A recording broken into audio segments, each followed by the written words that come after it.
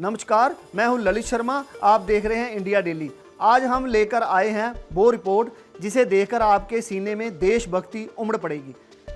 सवाल ये नहीं कि भारत कितनी बड़ी शक्ति है, सवाल ये है कि दुनिया के कितने देश आज भारत के साथ मजबूती से खड़े हैं। और जवाब जानकर आप कह उठेंगे, वाह, ये है असली भारत।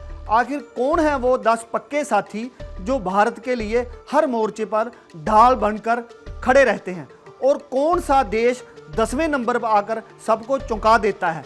चलिए इस खास रिपोर्ट की शुरुआत करते हैं। भारत और अमेरिका का रिश्ता अब सिर्फ रणनीति तक सीमित नहीं रहा। ये दो लोकतंत्रों की साझी सोच और साझा सुरक्षा रिश्ता बन चुका है। रक्षा समझौतों से लेकर टेक्नोलॉजी ट्रांसफर तक अमेरिका अब भारत का सबसे बड़ा पार्टनर बन चुका है। क्वाड 2+2 डायलॉग और इंडो पैसिफिक सुरक्षा ढांचे में अमेरिका भारत के साथ कंधे से कंधा मिलाकर खड़ा है। वाशिंगटन में अब भारत को बैलेंसिंग पावर माना जाता है। High and defence deals, joint military training और इंटेलिजेंस शेयरिंग, ये सब इस दोस्ती को दिन प्रतिदिन गहरा करता जा रहा है। अब बात करते हैं रूस की। भारत और रूस की दोस्ती दशक नहीं पीढ़ियां गिनती हैं। शीत युद्ध काल से लेकर आज के उथल पुथल भरे वैश्विक दौर तक रूस ने भारत को कभी निराश नहीं किया।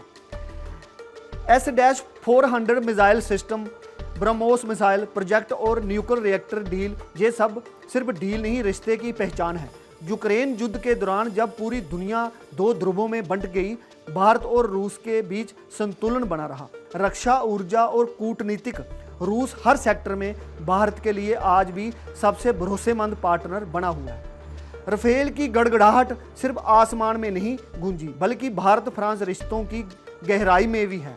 फ्रांस आज भारत का सबसे करीबी यूरोपीय मित्र है, जो न केवल रक्षा क्षेत्र में सहयोग कर रहा है, बल्कि साइबर सुरक्षा, स्पेस और क्लाइमेट डिप्लोमेसी में भी साथ खड़ा है। पेरिस से लेकर पुडुचेरी तक ये रिश्ता सांस्कृतिक जुड़ाव से लेकर स्ट्रेटेजिक अलायंस तक फैल चुका है। यूनाइटेड नेशंस में फ्रांस ने हमेशा कश्मीर और आतंकी हमलों पर भारत का खुलकर समर्थन किया है। जापान के बिना भारत की आधुनिकता की तस्वीर अधूरी है। दिल्ली मुंबई इंडस्ट्रियल कॉरिडोर हो या Ahmedabad Mumbai bullet train, Japan हर इंफ्रास्ट्रक्चर मिशन का अहम हिस्सा है। परंपरागत मूल्यों और लोकतांत्रिक सोच ने दोनों देशों को एक साझा मंच पर ला खड़ा किया है। FDI से लेकर रक्षा सहयोग तक जापान भारत में दीर्घकालिक निवेश कर रहा है।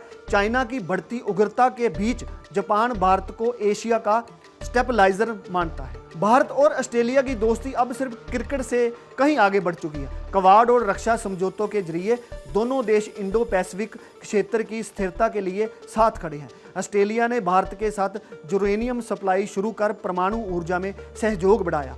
शिक्षा और छात्र आदान प्रदान कार्यक्रमों ने सांस्कृतिक पुल भी मजबूत किया है। ऑस्ट्रेलियाई प्रधानमंत्री भारत को रीजनल पावर नहीं, बल्कि सेंटर ऑफ ग्रेविटी कह चुके हैं। इजराइल भारत का ऐसा दोस्त है जो खामोशी से काम करता है, लेकिन उसका असर तेज होता है। Defence technology, anti drone system और स्मार्ट फार्मिंग, हर क्षेत्र में इजराइल भारत की रीढ़ बन चुका है। दोनों देश आतंकवाद के खिलाफ एक जैसी नीति, जीरो टॉलरेंस की नीति रखते हैं। इजराइल से आई कृषि तकनीक ने भारत के कई राज्यों में क्रांति ला दी है।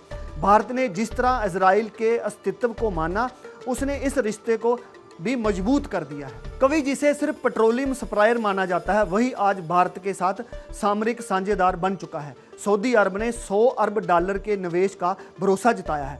धार्मिक मामलों से लेकर रक्षा और ऊर्जा सुरक्षा तक भारत सऊदी सहयोग की नई ऊंचाई तक जी दोस्ती है और पहुंच चुकी है। खाड़ी क्षेत्र में भारत की स्थिर शक्ति के रूप में देखा जा रहा है। और सबसे अहम, भारत के मुस्लिमों को लेकर सऊदी की निष्पक्षता ने एक नया विश्वास पैदा किया है। दुनिया बदल रही है और भारत अब सिर्फ एक राष्ट्र नहीं, बल्कि एक ग्लोबल ब्रांड बन चुका है।